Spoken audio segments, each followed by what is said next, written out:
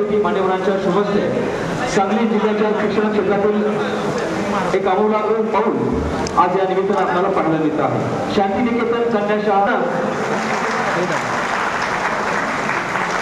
नरसिंह विद्यापीठ विद्यामंदिर नरसिंह असल्यामुळं खऱ्या अर्थानं त्या ठिकाणी आपण ताकदीनं काम करू शकतो आणि भविष्यामध्ये नक्कीच त्या ठिकाणी शिक्षण क्षेत्रासाठी चांगल्या पद्धतीचं काम करणार आहे। गायकवाड यांनी तो अध्यादेश रद्द करून दिला आणि खऱ्या अर्थानं पेन्शनचा मार्ग मोकळा झाला। त्यामुळे हे जे प्रश्न आहेत हे नक्कीच त्या ठिकाणी निकाल लागणार। लाडकी बहीण, लाडका भाऊ, लाडके आजोबा, लाडकी आजी, लाडका मुलगा, लाडकी मुलगी, जे काय आता योजना खूप काही तुम्हाला येणाऱ्या दिवसात पाहायला मिळतील। पण त्या योजना केवळ येणाऱ्या ऑक्टोबरमध्ये होणाऱ्या विधानसभेच्या निवडणुकीपुरतं आहेत हे महाराष्ट्राला जनतेला कळतं।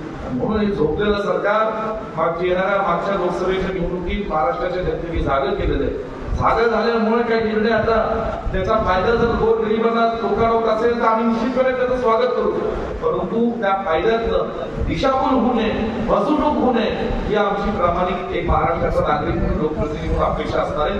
थोडं त्या ठिकाणी बोलतो। पुन्हा एकदा जयंत राजगावकरजी। एबीपी माझा, उघडा डोळे बघा नीट।